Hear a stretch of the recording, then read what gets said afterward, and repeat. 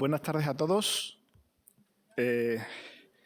Estimado público, representante de la comisión organizadora de los actos pro conmemoración del 8º centenario del nacimiento de Alfonso X el Sabio del Ayuntamiento de Sevilla, miembro de la Fundación Machado. Permítame confesarle que hoy es un día especial para mí por un doble motivo. El primero, en mi condición de coordinador de actividades de esta fundación, ágora del conocimiento en las que usted y nuestro público son los protagonistas, por la satisfacción de dar continuidad a la línea de trabajo de investigación y difusión del legado del rey Alfonso X en el 8º centenario de su nacimiento, que ya iniciamos a finales del pasado año en nuestro ciclo especial del programa de Cátedra Al-Ándalus. Y el segundo motivo, ya más personal, por presentar a una de las grandes personalidades académicas y de la cultura de nuestra Andalucía contemporánea, ahora que venimos de celebrar nuestro particular 28 de febrero. Antonio Zoido, cuyas obras, y esto lo reconozco públicamente desde la admiración y el respeto intelectual que le tengo, han forjado dos de mis grandes pasiones: Andalucía, en su dimensión histórica y humana, y la proyección de su legado material e inmaterial en Marruecos, nuestro vecino del sur. Pasiones ambas que tengo hoy el honor de ver proyectadas en esta fundación que nos acoge. Dos de sus obras han formado y forman parte de mi biblioteca esencial: Ni Oriente ni Occidente, viaje al centro de la cultura andaluza, publicada en el año 98, y Los hijos de Platón, sobre santos y cofradías de Andalucía y Marruecos, publicada en el año 2001. Gracias por tanto, Antonio. Y después de esta pequeña introducción, paso a informarles que este ciclo que hoy comenzamos aquí, Alfonso X, la España de las tres culturas, que organizamos en colaboración con la Fundación Machado, agrupará una serie de 7 conferencias que a lo largo de los próximos meses y hasta el mes de noviembre, en la que se abordarán temáticas tan interesantes como el nacimiento de la lírica hispánica, las raíces y ramas europeas de Alfonso X o la génesis de las artes populares. Se trata de una iniciativa conjunta de ambas instituciones, la Fundación Tres Culturas y la Fundación Machado, para profundizar en dicho legado desde diversos ámbitos, del histórico al artístico, pasando por el patrimonial, el jurídico o incluso las costumbres de su época que han perdurado hasta nuestros días, teniendo en cuenta la enorme relevancia del monarca. Hoy inauguramos el ciclo con la ponencia Lo Mudéjar, arquetipo de España, que ofrecerá el presidente de la Fundación Machado y coordinador científico de esta iniciativa, don Antonio Zoido. Sobre nuestro ponente, les diré que el licenciado en Filosofía por las Universidades Gregorianas de Roma y la Complutense de Madrid, que entre 1983 y el 96 dirigió la Biblioteca de Cultura Andaluza y posteriormente diversos programas culturales relacionados con las efemérides del año 1992. Desde el año 2017 al 2020, recientemente, dirigió la Bienal de Flamenco de Sevilla con enorme éxito. Es miembro del patronato de la Fundación Facua y miembro fundador de la Fundación Machado, donde desempeña actualmente el cargo de presidente.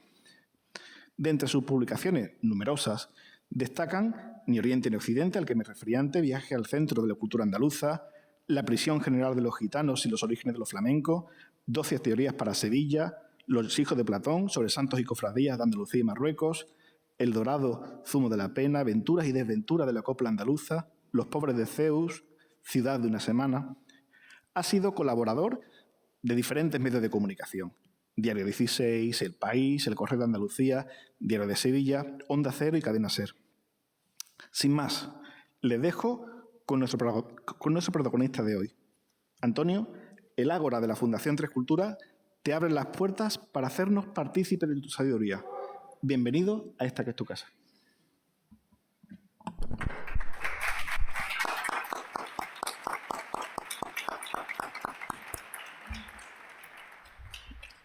Muchas gracias, querido Antonio. Y muchas gracias a la Fundación Tres Culturas por recibirnos con los brazos abiertos, a la Fundación Machado y, por supuesto, prestarse totalmente para colaborar en ciclos como este, que bueno, este es el primero, pero yo espero que no va a ser el último, con seguridad, y de aquí en adelante haremos muchísimas cosas juntos y espero que es importante. Por lo tanto, muchísimas gracias también a la Fundación que esta tarde acoge, aquí a la Fundación Tres Culturas, que esta tarde acoge a la Fundación Machado. Frecuentemente, la historia suele medirse por los hechos bélicos y por los personajes que los han protagonizado. Este ciclo sobre Alfonso X y su tiempo que vamos a llevar adelante a La Limón, esta fundación y Fundación Machado, en él vamos a intentar poner el foco en los hechos civilizatorios y analizar a uno de sus protagonistas, el rey Alfonso X, desde su dimensión intelectual, para adentrarnos en los años medianeros del siglo XIII, esos que irán dejando atrás lo que dio en llamarse la vieja Edad Media para comenzar a andar por la nueva, que no baja, como se suele decir, Edad Media, en busca del Renacimiento. De ellos vamos a hablar y vamos a examinar variados aspectos en los próximos meses. Pero esta noche comenzaremos por uno que me parece fundamental, aunque no siempre ha sido considerado así: el nacimiento de la mezcla que caracteriza a España, lo mudéjar, que será, en mi opinión, lo que durante siglos defina la imagen de nuestro país en el mundo y también la manera de ser de la colectividad de los habitantes de España y, si se me apura, de otras colectividades con profundos vínculos con esta tierra, precisamente porque en esos años se formaron imágenes y rasgos identitarios llamados a permanecer. Vamos a verlo. Y vamos a comenzar por una anécdota. En 1911, el periodista John Reed acababa de entrar en México para integrarse en la tropa de Francisco Villa, Pancho Villa, y escribir México insurgente. John Reed observa los cambios del paisaje y deja consignadas unas notas que luego dejaría al principio de su obra. Dice él: veíanse sus casas cuadrangulares y aquí y allá la cúpula oriental de alguna vieja iglesia española. Reed era originario de Oregón, en el norte de Estados Unidos. Acababa de sacar su licenciatura en la Universidad de Harvard y aún no había viajado a Europa porque faltaban 7 años para que comenzara la Primera Guerra Mundial, pero está claro que tenía en su cabeza una imagen nítida de España en la que el adjetivo dominante era el de oriental. También está claro que ese orientalismo había llegado hasta América. La imagen de España y las de todas las demás naciones se pinta en el siglo XIX, porque ese concepto, igual que los de arte o de paisaje, no existieron antes del XVIII, pero sus trazos venían de mucho antes. La imagen colectiva, simbólicamente acabada y creadora, a su vez, de otras imágenes, o sea, el arquetipo, puede surgir o no, pero cuando lo hace necesita mucho tiempo para plasmarse, tanto que en muchas ocasiones la imagen aparece como eterna, siendo esa supuesta eternidad la base de muchísimos adanismos nacionales, centrales o periféricos. Sin embargo, todas las cosas de este mundo son temporales. Tuvieron un principio, y el de la imagen de España está sin duda en el siglo XIII y tiene como protagonista a Alfonso X, porque es ahí donde se produce lo que el historiador Pierre Vilar llama una trascendental coyuntura histórica, uno de esos momentos cumbre en los que, entre el azar y la necesidad, determinadas personas y circunstancias se unen para abrir una puerta de la historia y pasar a un ámbito distinto. Eso es lo que sucedió en el periodo que vamos a repasar a lo largo de este ciclo: Alfonso X y la España de las Tres Culturas, aunque no siempre se reconozca de una manera explícita, tal vez porque hasta una época muy reciente en este país fueron más frecuentes los hagiógrafos que los historiadores y la santidad o las hazañas bélicas ocultaban el devenir colectivo. Un medievalista tan notable como poco conocido por aquí, a pesar de haber enseñado en Salamanca, Peter Linehan, dejó dicho que el principal problema al que se enfrentan los historiadores de la Edad Media en la península ibérica es el efecto acumulativo de las series de espejos distorsionantes interpuestos entre el pasado y el presente en cualquier época, desde la de San Isidoro a la nuestra. De modo que para tratar de evitar esas distorsiones vamos a intentar analizar las circunstancias del siglo XIII en esta piel de toro.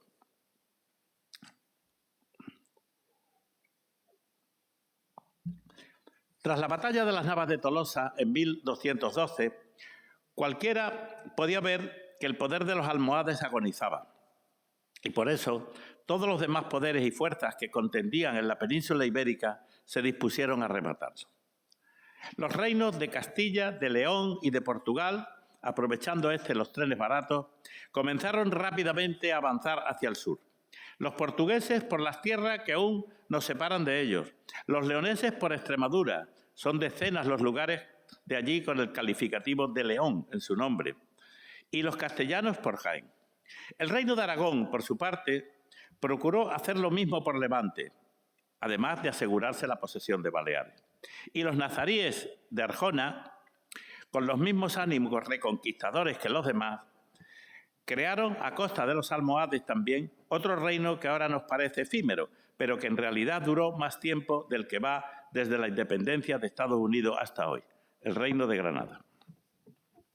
Cuando ahora pensamos que los portugueses podrían haber atravesado el Guadiana y haber incorporado a su reino el territorio de Huelva, eso parece imposible, pero no lo era si tenemos en cuenta que entonces aquello, como el resto del territorio, estaba bajo administración almohade y sometido, por tanto, a la misma lógica de ensanchar la cristiandad que impulsaba a los castellanos o había impulsado un siglo antes a los genoveses a hacerse con Almería. Eso explica la rapidez con la que Alfonso llegó a un acuerdo con el rey de Niebla, Aben Mahfouz, y el buen trato que le dispensó al convertirlo en su vasallo. De ello nos queda en Sevilla la casa del rey Moro y la huerta del rey Aben Mahfouz. Otro factor a tener en cuenta es el siguiente. Los recién llegados al Valle del Guadalquivir se encontraron con territorios más cultos y con un patrimonio material e inmaterial, valga el anacronismo, que el que habían tenido ellos hasta entonces. Por ejemplo, podemos imaginarse lo que pasaría por las mentes de quienes en 1236 convierten en iglesia la mezquita de Córdoba, acostumbrados hasta entonces a las dimensiones de las iglesias románicas. Y casi lo mismo podemos decir de la que era entonces la mezquita de Sevilla. El caso es que solo un tercio de siglo después del enfrentamiento que dio a los navarros su bandera, con las cadenas de la tienda de Miramamolín, y en España su posición en el escudo de España, con esas mismas cadenas, Castilla y León, ya unidos, con la toma de Sevilla en 1248, la ocupación de los territorios de Cádiz y Niebla y la anexión de la taifa de Murcia, se encontraron con que tenían 100.000 kilómetros más y que, por tanto, se encontraban en el punto máximo de su elasticidad demográfica. Los castellanos leoneses, o los castellanos y leoneses, para que no se enfaden los leoneses, eran dueños de ciudades mucho mayores de las que hasta entonces habían tenido, Oviedo, León, Toledo, y sobre todo señores de Sevilla, la capital europea del Imperio almohade, de la que la cerca de su muralla nos sigue dándonos una idea precisa de sus dimensiones. De los días de la entrada en Isbililla nos quedan dos leyendas, que como todas tienen significado simbólico, y una es la que cuenta el enfado monumental del entonces príncipe Alfonso ante la supuesta petición de los almohades, supuestísima, no, eso no consta en ningún lado, de pedir permiso para poder derribar la Giralda antes de abandonar la ciudad camino del exilio. Y la segunda, la del banquete que el bufón Paja convida al monarca y a su séquito en lo alto de la torre para hacerles ver lo apetitoso de la ciudad y lo desguarnecida que se encontraba. Al margen del significado simbólico de los dos relatos, estos también podrían esconder el real que está en el fondo de todos los mitos. y que en el caso primero sería el de la toma de conciencia de la potencia de la ciudad por parte del príncipe, y en el segundo el convencimiento de la necesidad de contar con todo el mundo, hallando la manera de fundir la cultura de los que llegaban con los de los que ya estaban aquí. En las condiciones del siglo XIII el encuentro estaba servido, pero este podría haberse realizado de muchas formas.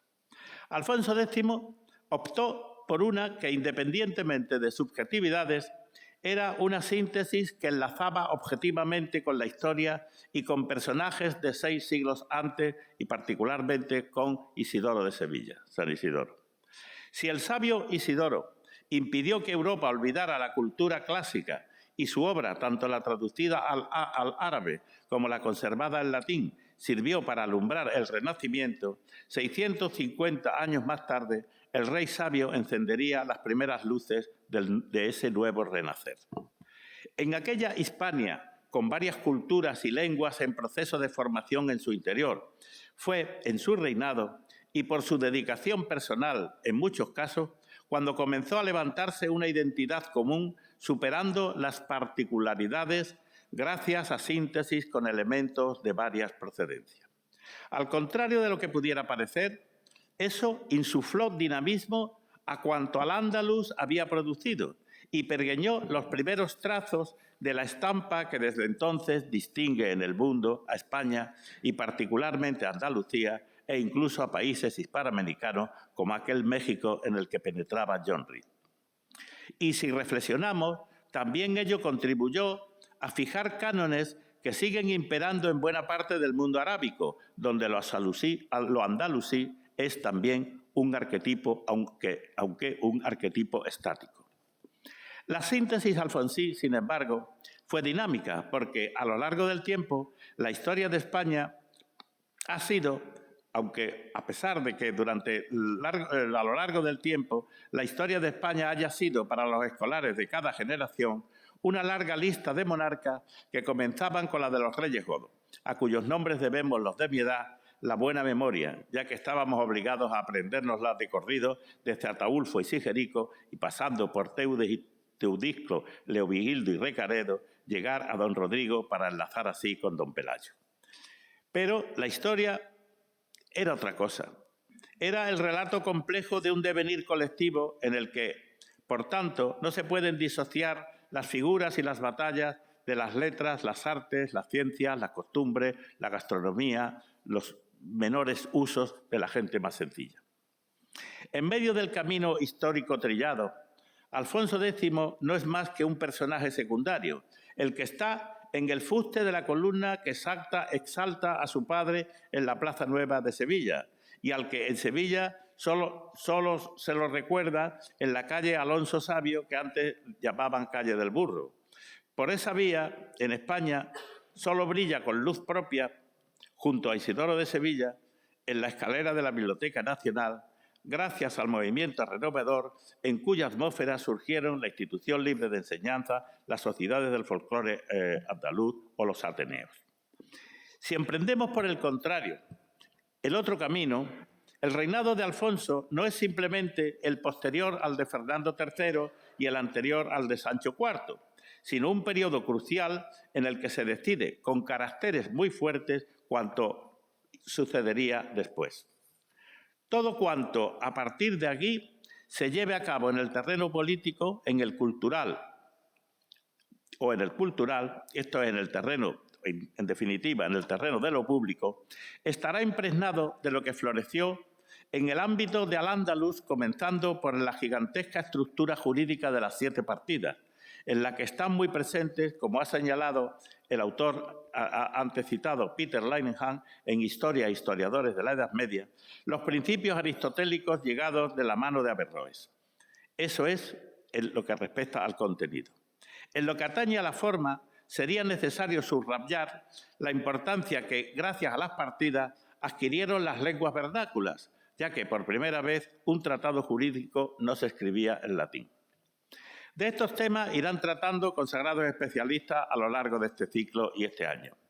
Pero ahora centrémonos esta noche en el mudéjar y en lo mudéjar. Este concepto, el de mudéjar, debe su nombre al cordobés José Amador de los Ríos y estuvo referido desde mediados del 800 principalmente a la arquitectura y a las artesanías suntuarios. Fundamentalmente, el nombre fue el hallazgo de un intelectual inquieto, pero encuadrado en la visión de la historia que predominaba en la España decimonónica y que, aún después, ha seguido viva en muchos aspectos. Esa idea de la historia dependía de las rancias leyes de limpieza de sangre. Estaba en la historia del devenir nacional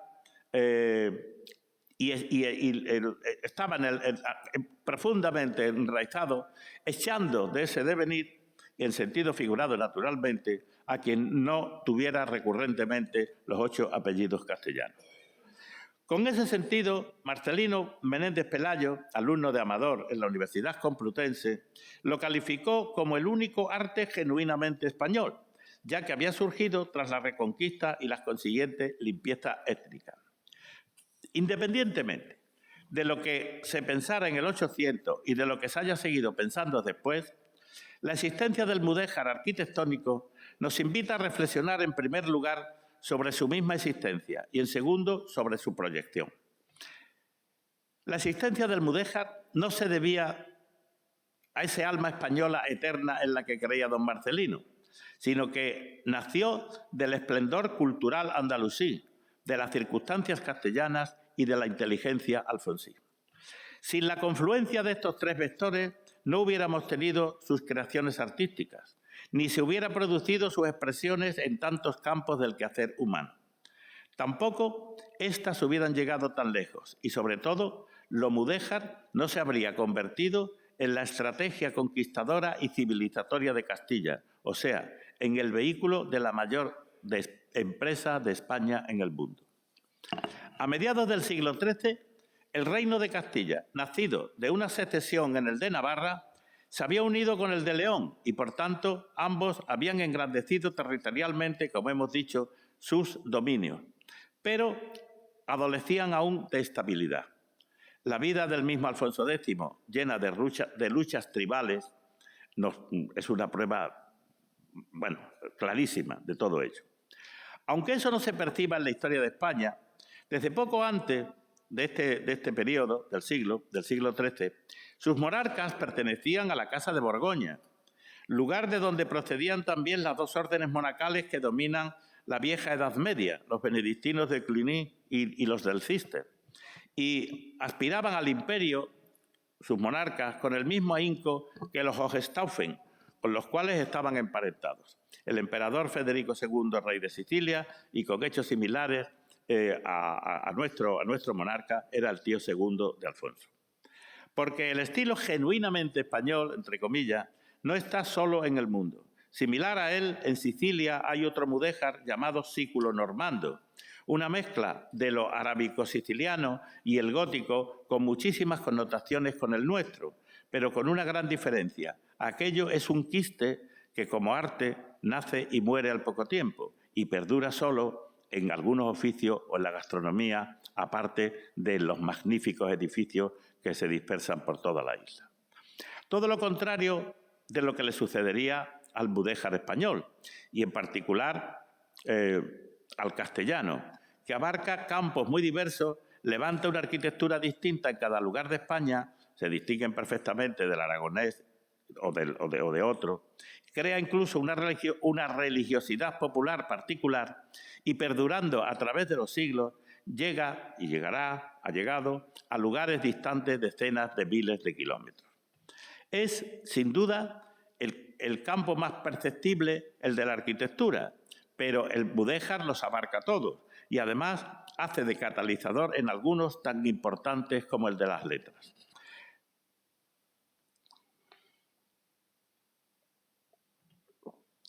La literatura española, que antes del reinado de Alfonso X tan solo había producido el Cantar del Mío Cid o las poesías de Gonzalo de Berceo, florece ahora en castellano, gallego y catalán con obras salidas de los círculos reales o del rey mismo.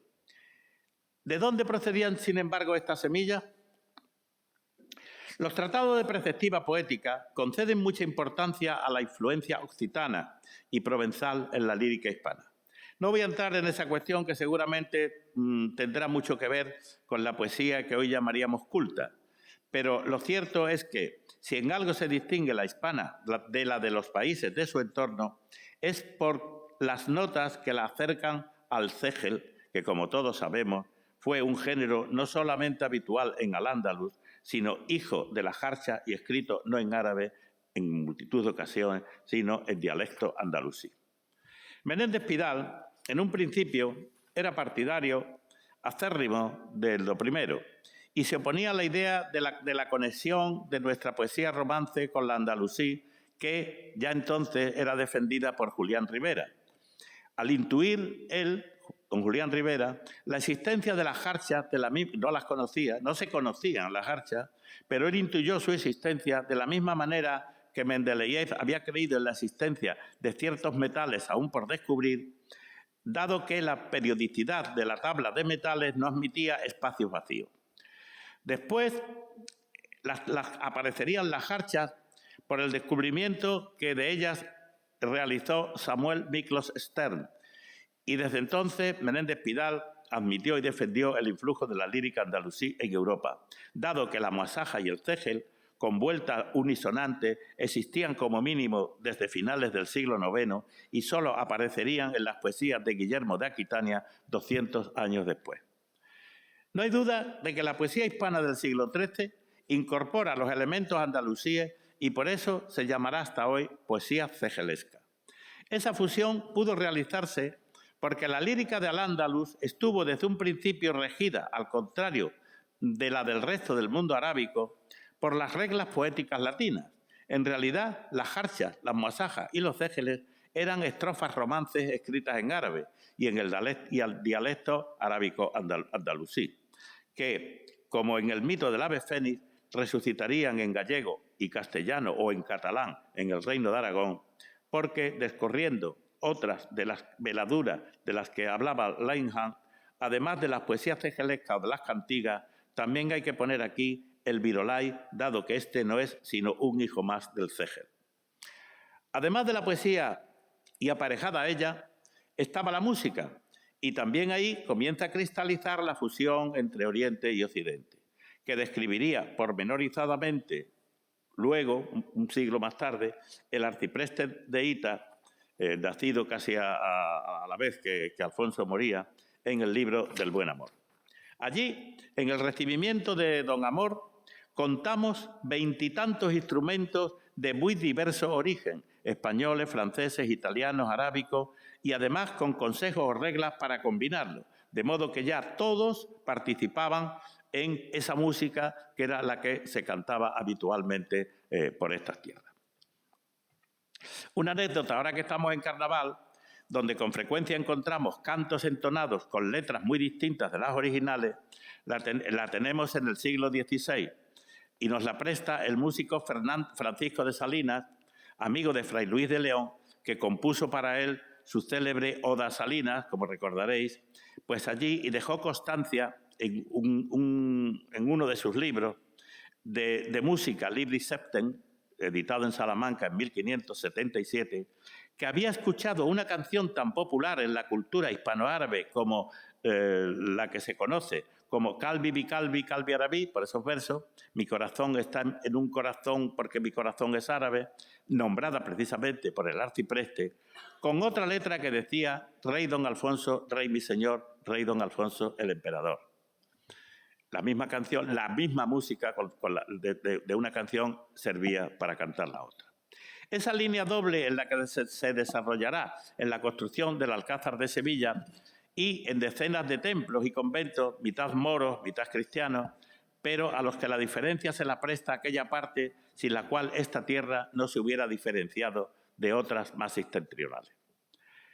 La adopción y fusión de formas llega hasta las expresiones de religiosidad que en muchos casos tomarán elementos tanto de instituciones con concomitancias entre hermandades y cofradías de uno y otro lado, estudiadas sobre todo por Asín Palacios y por otros, como en prácticas populares, romerías, fiestas patronales o en devociones y creencias, importancia del culto mariano y, sobre todo, generalización de la devoción a la Inmaculada Concepción de la Virgen María, devoción que antes de esta época no se encuentra en ninguno de los tratadistas cristianos, ni siquiera en el más importante, que es Bernardo de Claraval, el que funda la orden del Císter, que tiene un magnífico y un maravilloso sermón de la Virgen María. Pues en ese sermón, que es el que copian después, ha copiado durante siglos, no hay ni una sola mención de la creencia en la Concepción Inmaculada de la Virgen. Bueno, basta este pequeño excurso para ilustrar hasta dónde llega lo mudéjar y en lo que a diferentes campos se refiere. Y dirijamos el foco de nuestra atención a la extensión del fenómeno, fijando la mirada en disciplinas como son la arquitectura y las artes decorativas que aún encontramos por todas partes. Este mudéjar arquitectónico y de interiorismo o de diseño, valga el anacronismo, abunda sobre todo en el occidente andaluz y en Extremadura, pero se extiende por los territorios castellanos y leoneses en lo que a edificios de prestigio se refiere, llegando a la decoración de techos de carpintería de lo blanco, geométrica y, no se olvide, con leyendas en caracteres arábicos que existen en todas las grandes estancias del monasterio de las Huelgas en Burgos, panteón de la familia real castellana. El mudéjar y lo mudéjar se desparrama por toda la península ibérica.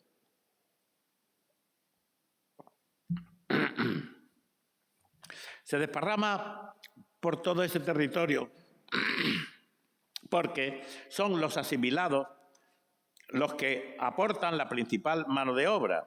En Aragón y en Valencia también es muy abundante y fue muy abundante hasta la expulsión de los moriscos. Pero solamente en los territorios del Reino de Castilla y León eso adquirirá rasgos identitarios.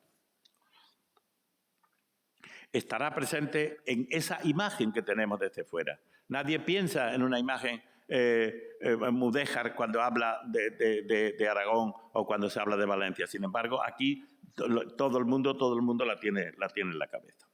La razón está en que, como muy acertadamente explica Juan Carlos Ruiz Sosa en el volumen sobre Alfonso X en homenaje a Francisco Márquez Villanueva, coordinado por Emilio González Ferrín y editado en esta Fundación de las Tres Culturas, el rey sabio tiene una idea muy avanzada de lo que hoy conocemos como patrimonio de una comunidad y de su proyección más allá de la comunidad misma.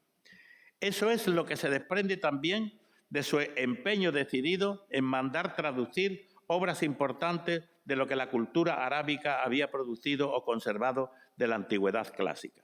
Así lo dice expresamente el traductor de una de ellas, la que posiblemente fue el estribo en el que se apoyó Dante Alighieri para cabalgar sobre los 14.233 endecasílabos de la Divina Comedia. Él dice: en 1264, el italiano Buenaventura de Siena, escribano o notario del rey, se ponía por orden real a traducir el libro de la escada de Mahoma. Lo hizo en castellano, en latín y al francés. En francés tiene el título de Livre de l'Esquelle Mahomet y una versión lo mismo para el latín. Y dice a él, este libro, lo dice Buenaventura de Siena al principio de su traducción, este libro escribió Mahoma y le puso este título, La escala de Mahoma, dice él. Y del árabe al español lo tradujo Ibrahim, judío y físico, por encargo del noble señor don Alfonso. Y tal como este libro estaba traducido del árabe al español por el citado Ibrahim, asimismo, en todos sus detalles, yo, Buenaventura de Siena, notario y escribano de mi señor el rey antecitado, por orden suya lo he traducido del español a la lengua latina, lo mejor que he sabido hacerlo. Y he hecho la traducción de este libro de muy buen grado por dos razones. La primera, por cumplir el encargo de mi señor, y la segunda, para que se conozca la vida de Mahoma y sus enseñanzas.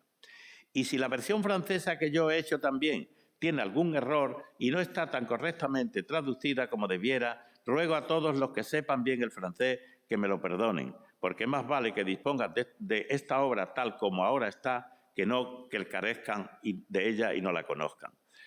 Está clarísimamente expresado cómo el rey y estos frailes tenían una visión clara de que había cosas que eran patrimonio de todos, que no habían cosas que eran patrimonio de uno y de otro. Que el libro de la Scala inspiró a Dante Alighieri la Divina Comedia, lo dijo García Gómez en un congreso dedicado al centenario del poeta, y aunque en un principio molestó muchísimo a los italianos, hoy lo reconoce todo el mundo. Quizás porque Dante lo tomara, pudiera leer el libro y entenderlo, quizás por eso, Sevilla está nombrada por 2 veces en su obra.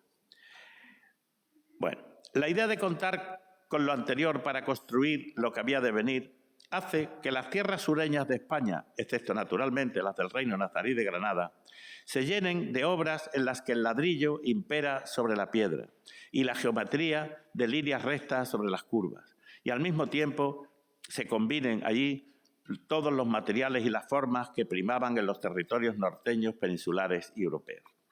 El uso del autóctono se abre a elementos nuevos que pasarán a engrosar el acervo común. Eso podemos verlo directamente en cientos de enclaves, pero de manera singular en Guadalupe, Cáceres o en San Isidoro del Campo, en Santiponce y sobre todo en el Alcázar de Sevilla. La absorción de la cultura andalusí llegaría a la cotidianidad, a los usos y costumbres y a todo lo derivado de ellas como las artesanías, la gastronomía, los bordados, en fin, todo.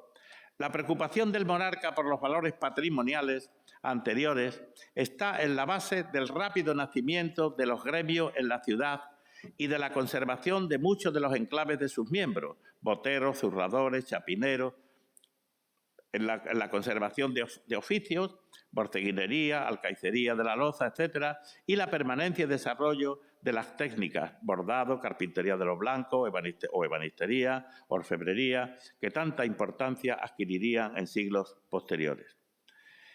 Pero sobre todo de aquella actividad comercial urbana queda el jueves, el mercado semanal que dio nombre a la calle y al barrio de la feria, que es lo que era el jueves, una feria, y que incluso si partimos del reinado del heredero de Alfonso, que le dio normas y reglamentos, sigue sin ponerse de relieve una antigüedad que lo coloca como uno de los más antiguos de Europa, si no el que más, de los que aún se siguen celebrando. Naturalmente, los resultados de todo ello no pueden enmarcarse en el corto periodo de la vida del rey. Sus años son, podríamos decir, los de la siembra, pero son los más importantes porque indican la ruptura de los rígidos cánones del mundo musulmán y del monopolio, dicho sea en sentido figurado, que éste ejercía sobre la cultura de la antigüedad. Así se llega, cuando la memoria de Alfonso se había desvanecido de la mente de gente sencilla, a los albores del Renacimiento, que por aquí coinciden con el viaje de Cristóbal Colón a las costas de América y con la designación de Sevilla como puerto de India y el comienzo de su monopolio comercial con el Nuevo Mundo. La prosperidad trae en Sevilla una transformación de la ciudad, y si en 1526 el embajador de Venecia, Andreas Navallero, observa que las casas en general no son muy buenas, poco después Pedro de Mejía, en una de las conversaciones de diálogos y coloquios, dice: «Vamos y tomemos por esta calle, porque esta está muy embarazada con la labor de este mercader. Bien decís, mas qué buena delantera ha hecho de su casa», la fachada se refería. Cierto, en grande manera se ha esto enmendado en Sevilla, porque todos labran ya a la calle y en 10 años a esta parte se han hecho más ventanas y rejas a ella que en los 30 de antes. Naturalmente, estaban levantándose la Casa de Pilatos, el Palacio de las Dueñas, el de los Pinelos, la Casa Salina, la de Juan Antonio el Corzo, hoy desaparecida, la de los Marqueses de la Algaba y muchísimas más. Y al mismo tiempo, en el interior y el exterior de la muralla, crecía la construcción de conventos y monasterios, algunos de los cuales han llegado a nosotros. En todos ellos, San Pablo, Santa Paula, Santa Clara, Santa Inés, San Clemente, etcétera, etcétera, podemos observar perfectamente la grandiosidad y la excelencia del estilo mudéjar en toda su variante. Todas son renacentistas y al mismo tiempo andaluzas. Todas contienen elementos italianos y andalusíes como las yeserías, generalizadas precisamente desde los años de Alfonso X.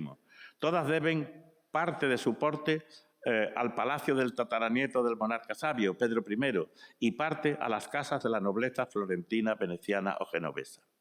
Ese es el bagaje con el que Castilla, porque es Castilla y no España todavía, llega a América y con el que comienza su colonización, aunque esto no haya sido puesto de relieve, y que sea en América donde más y mejor se ha hablado del tema. Lo ha hecho, por ejemplo, Alberto Ruiz Sánchez, un relevante editor y escritor mexicano. Tiene obras completas, magníficas, que a propósito del tema que tratamos dice lo siguiente. Lo mudéjar es el conjunto de formas y maneras de hacer las cosas con las que llegan equipados los primeros españoles a América. Formas estéticas y materias prácticas que en el ámbito de la construcción, por lo menos, seguirán claramente vigentes 2 siglos más.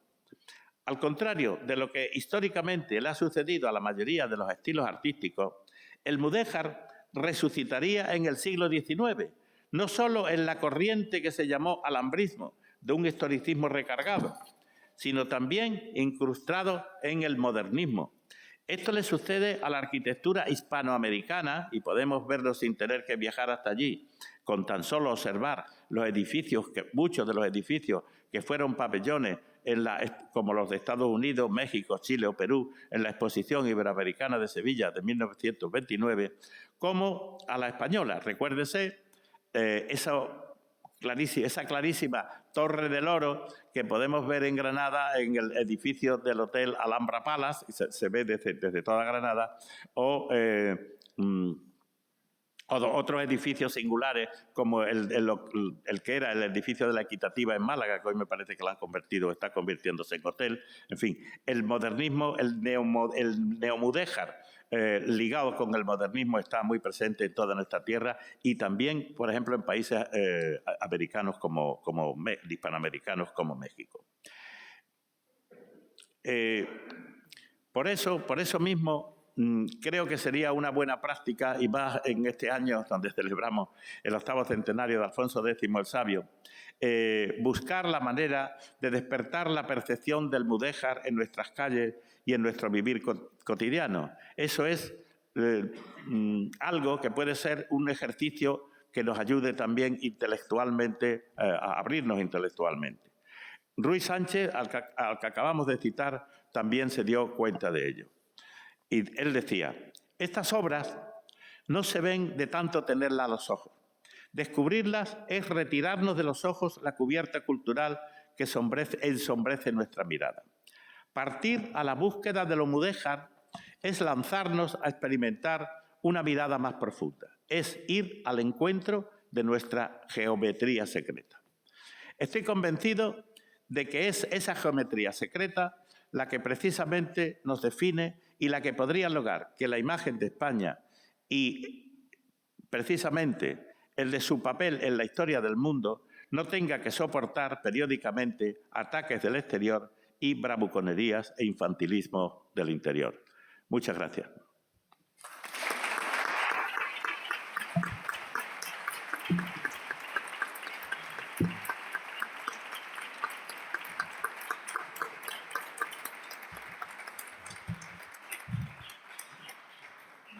Bueno, vamos a tener un coloquio si os apetece, pero antes que se me ha ido olvidando, iba a meterlo como algo, un intermedio.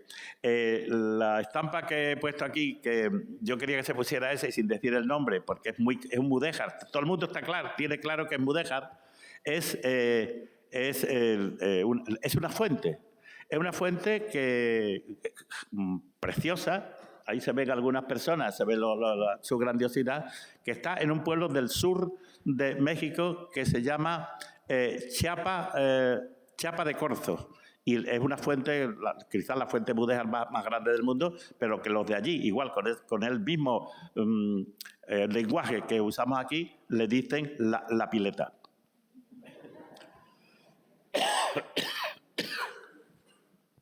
Bien.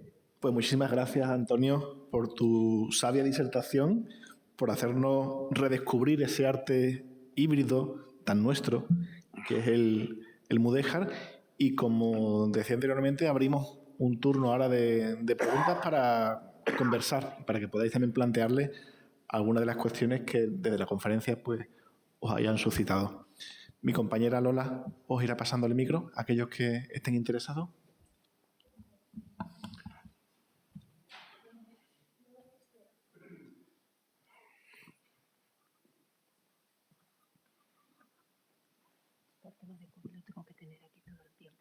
Vale, no pasa nada. ¿Me pongo de pie para que no esté agachada? Sí. Vale, mire, buenas tardes. Yo no soy especialista en ningún tema de esto, pero me encanta la arquitectura y la historia, ambas cosas.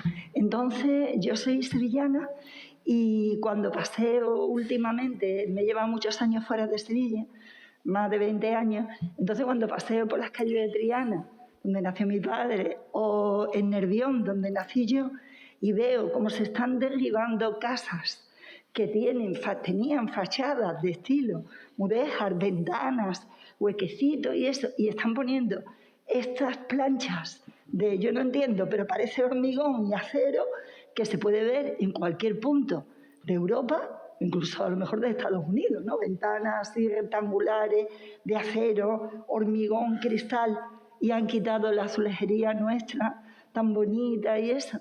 No entiendo cómo en Sevilla no hay una ley, como por ejemplo creo que la hay en Cáceres, de que se puede modificar tu casa, modernizarla de fachada para atrás y la fachada conservarla exactamente igual.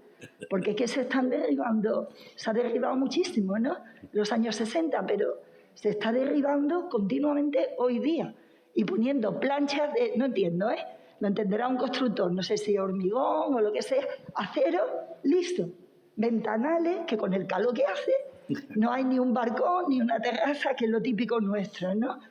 O incluso las celosías de madera que son tan bonitas, eso ya se está perdiendo. Entonces, eso es lo que únicamente, ya le digo, no soy experta, sino únicamente hacerle esa observación, profesor. Bueno, no sé, creo que desde la segunda legislatura del Ayuntamiento Democrático, desde la segunda legislatura, cuando se hizo el Plan General de Ordenación, se aprobó, todas las casas de Sevilla están catalogadas. Están catalogadas de diversas formas y con diversas de distinta magnitud, ¿no? Pero todas están catalogadas. No sé si alguien tira ahora mismo algo, no sé, sería un crimen. Otra cosa es que efectivamente, como dice, haya elementos decorativos que eran muy característicos, como las celosías y tal, y se estén quitando sin más simplemente porque no están de moda. Pero claro, es que eso es muy difícil, ir contra eso es muy difícil. Eso depende más de la educación que tenga cada cual que de lo que pueda hacer un ayuntamiento. Una celosía de madera, pues no se puede ni imponer ni quitar. Sí, ya. No, y con las macetas y con muchas cosas. Pero las casas, bueno, puede ser que se hagan, ¿eh? Pero ahí ya es más difícil porque cada casa tiene una catalogación. Y esa catalogación dice si se puede o no sé, qué se puede hacer con ella.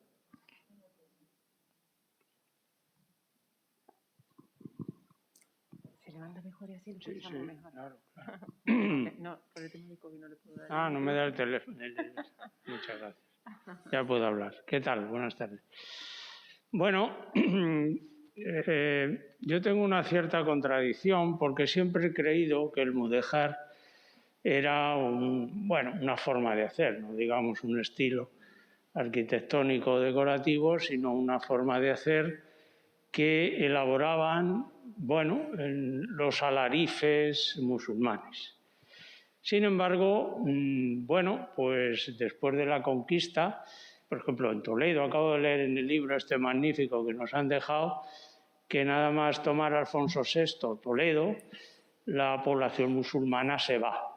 Entonces tengo esa contradicción. Dice en Toledo, dice en Sevilla, que pasó algo parecido. Tengo esa contradicción. Si los musulmanes se van y tenemos tanto arte mudéjar que siempre he creído, hecho por alarifes musulmanes, ¿cómo se resuelve esa contradicción? ¿Quién lo hace? ¿Quién hace eso? ¿Quién lo ejecuta? ¿Qué mano la ejecuta? Gracias. Vale. Bueno, es una magnífica pregunta, porque eso es lo que está un poco en la base de toda la historiografía en la que vivimos. Cuando vamos a empezar por Toledo, es muy interesante el ejemplo. En Toledo, cuando Alfonso VI conquista Toledo, la población prácticamente se queda. Pero hay que tener en cuenta, como se ha hecho la pregunta se confunde en dos cosas. Se dice, la población musulmana se va y los otros se quedan.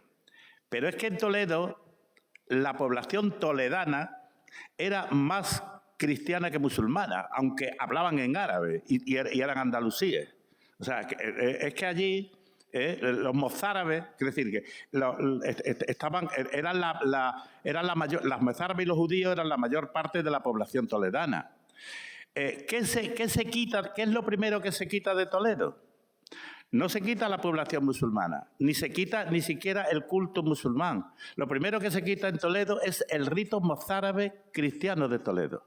Lo que dejan abolido los monjes cluniacenses, que son los que llegan con Alfonso VI, es el rito mozárabe. O sea, toman posesión de la mezquita, lo convierten, como en todas partes, lo convierten en iglesia y dicen que imponen el rito francés, que es como se le llama, que era ya el rito del Papa. Es decir, los monjes son los que de alguna manera renuevan el papado y imponen el rito. Porque, ¿qué pasa además? Fíjate, hay una cosa que lo dice claramente.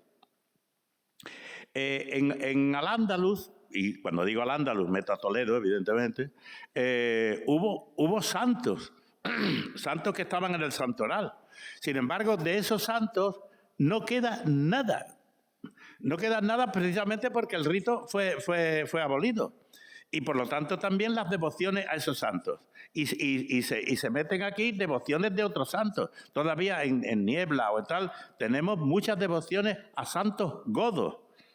Porque se imponen, igual que en el siglo XVIII se impone porque los Borbones llegan dando alas a la agricultura y tal, la devoción, y se canoniza a San Isidro Labrador y se imponen en muchos lados la devoción a San Isidro Labrador, que no existe antes del XVIII. ¿Por qué? Porque se le quiere dar importancia a los labradores. Bueno, pues esto mismo es lo que pasa, de otra manera, lo que pasó antes.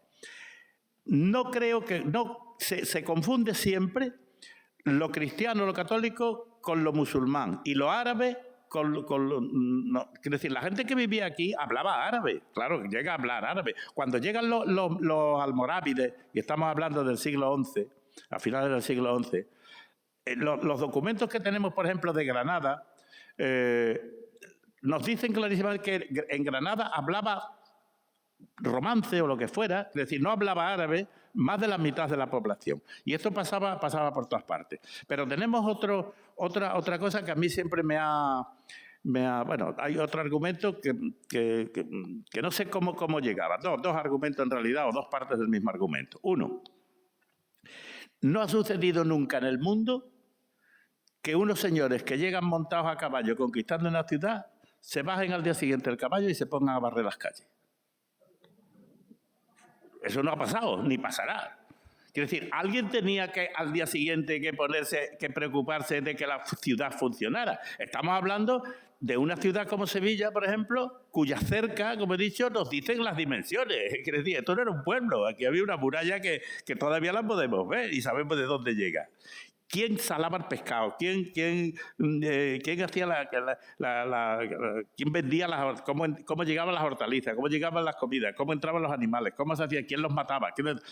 Todo eso está clarísimo que lo tiene que hacer alguien. ¿Por qué en todos los gremios que nacen inmediatamente siguen estando ahí? Están llenos de muchísimas palabras de procedencia árabe, porque eran las palabras que usaban. ¿Por qué una virgen dentro de las vírgenes alfonsinas en Sevilla tenemos una virgen que se llama de los Alfayates, que es la de los sastres? los sastres o alfayates. ¿Por qué se le llama Virgen de los Alfayates? ¿Qué es lo que pasa en España? No, lo que pasa es que mucho después, en el siglo XIV y en el siglo XV y el siglo XVI, comienzan a imponerse las leyes de limpieza de sangre. Y entonces nadie quiere decir que es de la otra parte. Todo el mundo tiene que decir que había una gente que se fueron y que sus abuelos llegaron y que no sé qué. Cuando se ve, por ejemplo, y eso está ahí, está publicado, en la historia de los barros de Triana, de José Gestoso. José Gestoso escribe la historia de la alfarería de Triana. Y además, en el archivo de protocolo, encuentra, y está publicada por el Ayuntamiento de Sevilla, encuentra las listas de todos los olleros de Triana, o sea, de todos los que hacían ollas, de los alfareros de Triana, desde el siglo XIV hasta el siglo XVI o XVII. Y podemos ver cómo al principio, en el primer siglo, la mayoría tienen nombres arábicos. Cómo después, conforme se van avanzando, vemos, además, porque son sagas, o sea, se ve el abuelo, el padre, los hijos, o sea, cómo se van de uno. Cómo esos hijos se van llamando cada vez más con nombres castellanos. Y durante mucho tiempo, por ejemplo, siguen conservando un nombre arábico y otro castellano. O cómo en esa familia, de pronto, la doña Catalina de Rivera, me estoy acordando de un ejemplo, hace de madrina del bautismo de una señora de 40 o 50 años que tiene hijos, ¿verdad? Y ella la madrina. Entonces, esa señora, a partir de ahí, se llama fulanita de Rivera. O sea, quiere decir, cambia de apellido porque se coge el apellido del padrino o de la madrina. Yo creo que, y además tenemos otra cosa curiosísima. Dice, ¿por qué en las setas aparecieron instrumentos de alfareros? ¿Y por qué en esa lista que saca Gestoso, en ese siglo, todos los alfareros, la mayoría de los alfareros viven y dicen fulanito de tal de la collación de San Pedro, fulanito de tal de la collación de San Pedro, de tal la seta? Y también en esa collación es donde estaba la morería y un poquito más para allá es donde estaba la alcaicería de la Loza. A partir de ahí, de pronto un día, empiezan a aparecer todos en Triana. Y entonces hay un hecho que nadie ha mirado, pero que yo creo que tiene muchísima relación, y es que cuando se rompen las capitulaciones de Granada, o sea, en Sevilla había un barrio que es la Morería, que era el barrio que Fernando III le da a los soldados, a los que vienen, a los que acompañan a la Mar de Arjona, que no podemos olvidar, el rey nazarí, que es uno de los que le ayuda a conquistar Sevilla. El otro que le ayuda a conquistar a Sevilla es el rey de Baeza, que muere un poco antes de conquistarla, se queda su hijo, que es Abdelamón de Baeza, y su hijo se convierte al catolicismo. El hijo que se convierte al catolicismo, evidentemente, detrás de su conversión va de todos sus soldados. Eso está clarísimo. Y a don Abdelamón lo entierran en la Catedral de Sevilla, se llama Don Abdelamón. Y el rey le da el barrio de la calle Santiago, todo esto, donde está la iglesia del Rocío. Casualmente, porque lo sabrían, los del hotel que han hecho allí al lado, que lo inauguraron hace 4 o 5 años, el hotel se llama Casas del Rey de Baeza, que sabían a eso. Pero bueno, entonces lo tienen ahí. Eso es un barrio que es de gente que incluso ha llegado a montar caballo, pero que sigue teniendo costumbres, las costumbres de antes, son la gente de aquí. Es que no se puede pensar que los que llegan con después pasa lo mismo en América. En América se produce otra fusión. España llega allí y al poco tiempo aquello es de las dos partes, ya no es de una parte solo, sino que es de la otra.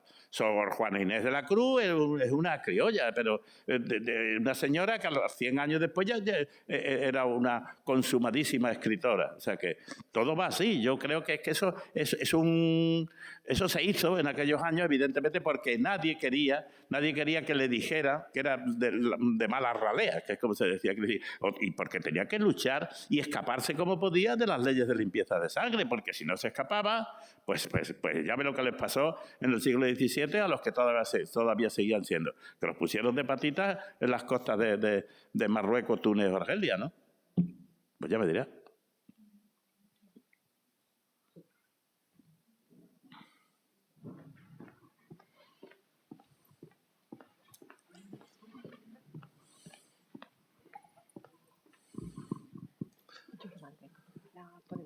Lo siento, pero no puedo.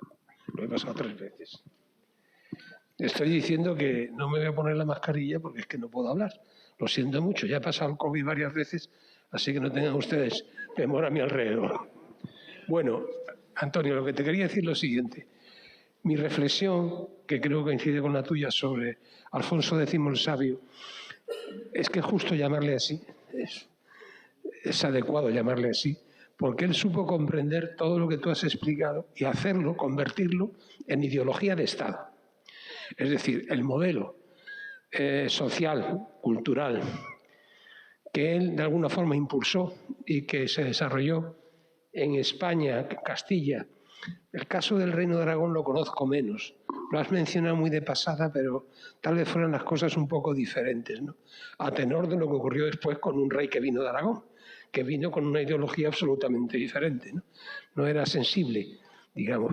En fin, lo que quiero decir es que es justo denominarle sabio porque comprendió cuando se fijó, en fin, comprendió lo que existía y lo defendió.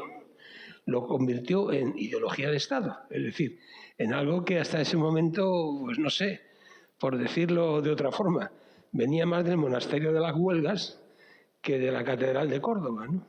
Y él, yo creo que eso triunfó, y eso es un rasgo de grandeza, digamos, de nuestra historia, que se mantiene hasta la llegada de esos 2 reyes que acabaron con el asunto, digamos, ¿no? Que tuvieron su grandeza también en otros términos, pero que desde luego no en los que Alfonso X el Sabio supo ver, interpretar e impulsar. Estamos de acuerdo un poco en esto, ¿no, Antonio? Sí, totalmente.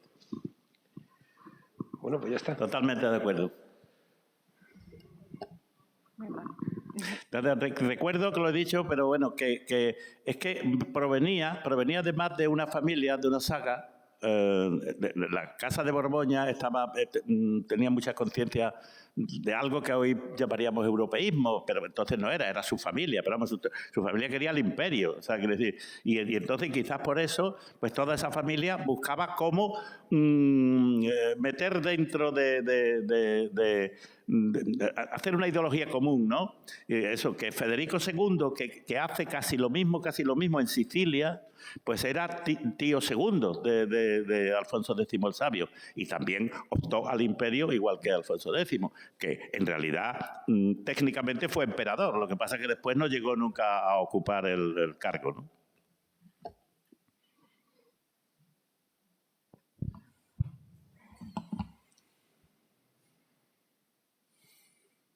Sí, hola, buenas tardes, Antonio. Muchísimas gracias por tu conferencia y por esta oportunidad que nos has dado, ¿no?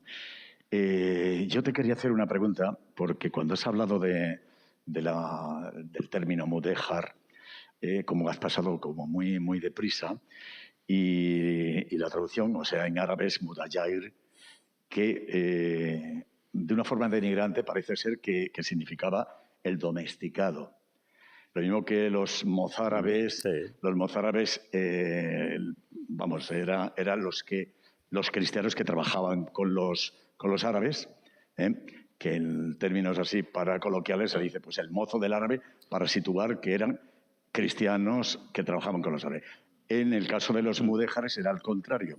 Y entonces yo es que tengo alguna duda sobre este término, si realmente es un término honroso, si lo admitimos, o seguimos, o sigo pensando que era denigrante para estos alarifes. Yo no pienso que fuera denigrante. Era hay que distinguir. Los documentos de aquel tiempo se refieren a los mudéjares exactamente, como los que se han quedado, los que están aquí, los que, en fin, claro, además estaban, igual que antes, los cristianos que estaban en un territorio musulmán debían de pagar, en fin, tenían esas acciones y otras cosas, no, al revés igual, esas eran las condiciones de aquel tiempo, ¿eh? Y entonces cuando los concilios y tal de aquel tiempo, los concilios nacionales, hablan de los mudéjares, los obispos, y les dicen, y tenéis caridad con los mudéjares y tal, les recomiendan a los cristianos que no traten mal, que tal. Y es un término que se usa, no es que sea un término, no era ni peyorativo ni no peyorativo, es el nombre que se le da, que es muy distinto del que después Amador de los Ríos pone al arte o a esto, porque, bueno, lo llama así pues por ponerle un nombre, porque no un artista de entonces o alguien bordador o un alarife o tal, nos decía, yo estoy construyendo un palacio mudéjar, ¿no? Porque eso no existía. Es decir, que eso es un término del siglo XIX. Pero en ese tiempo yo creo que era un término normal, porque además sí tenemos noticias de poco después, como 50 o 60 años después, ya de hermandades. Hay hermandades de cristianos viejos y hermandades de cristianos nuevos. A veces se llevan mal y hay un caso en Toledo donde un rey, no recuerdo ahora cuál es el rey, pero tengo la cita y si quieres se la puedo pasar, donde hay unos conflictos entre una hermandad de cristianos nuevos y otra de cristianos viejos, y entonces el rey dice, y el rey las unió y entró él como hermano de la nueva. O sea, el rey entra en la nueva cofradía que ha unido a las dos, a las de cristianos nuevos y a la que para que se lleven bien. O sea, que era algo yo creo que es mucho más normal de lo que después parece cuando ya empieza a regir otro sentido, ¿no? Y donde empiezan eso, la Inquisición, las leyes de limpieza de sangre y todas esas cosas.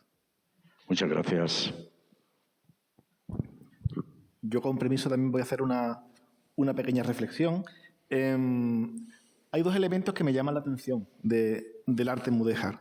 Uno, su propio sentido de un arte híbrido, ¿no?, entre lo musulmán y lo cristiano, que es también en cierta forma una esencia de ese carácter mestizo de lo español, que yo creo que hay también que reivindicar.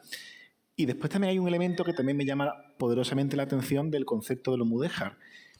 Y es que también está asociado al concepto de la memoria. ¿Y por qué digo esto? Porque es curioso que esas poblaciones moriscas, que por ejemplo, tras la expulsión van a Túnez, por ejemplo, en sus construcciones, por ejemplo, estoy recordando la ciudad de Testur, sí, en Túnez, sí. Su arquitectura la hacen con elementos mudéjares. Y a la vez también esas poblaciones moriscas que son obligadas a irse, a emigrar a América, precisamente en ese arte tratan de recuperar ese elemento identitario de memoria a través de la recreación de lo mudéjar. Por lo tanto, es también un arte que tiene mucho de legado y tiene mucho de concepto identitario y memorístico, ¿no? Sí, se hace identitario, pero yo creo, tendemos un poco claro, lo hacen con la memoria, pero tenemos que tener en cuenta una cosa, todas esta gente construían como sabían, bordaban como sabían, es decir, no tienen otras técnicas, son unas técnicas, y las ponen en marcha. O sea, y claro, el mudéjar, todo lo mudéjar va a México, porque además, quiero decir, era lógico que en México lo que se impusiera fuera el ladrillo. El ladrillo es un material que puede estar en todas partes, la piedra no está en todas partes. Entonces es lógico que construyeran con ladrillo y que al construir con ladrillo pues edificaran así. Pero fíjate lo que has dicho de Testur, que yo he estado también en Testur. Cuando ya se van, cuando estamos hablando de 1615, llegan esta gente a Túnez. La mayoría llegan hablando castellano, ya no saben árabe. Y ponen, por ejemplo, el Mustafa Cárdenas, que es el que manda allí, pone madrazas y pone tal para que los niños sigan aprendiendo castellano, porque si no, allí no podían, siguieran escribiendo y tal. Y él firma en castellano. Pero es que además, y construyen la mezquita de Testur parece una iglesia de Teruel, es decir, el alminar, ponen relojes en las torres, y desde luego si has entrado a la mezquita de Textur, habrás visto como el mihrab es lo más parecido al altar del Gran Poder. Aquí son ya mihrab barrocos con el frontón partido y las columnas. No tienen nada que ver, no hay arcos de herradura no en esos sitios. ¿Por qué? Porque se han llevado lo que sabían y construyen sus mezquitas con los elementos arquitectónicos que tienen ya, y son los del siglo XVI, no son los del siglo XIII-XIV. ¿no?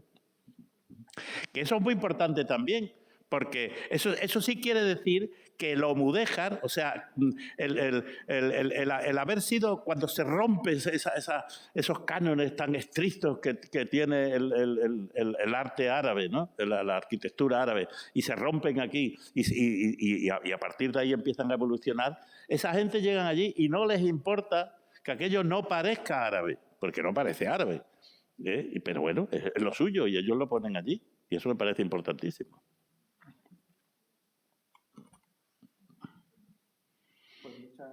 Muchas gracias, Antonio, por la ponencia.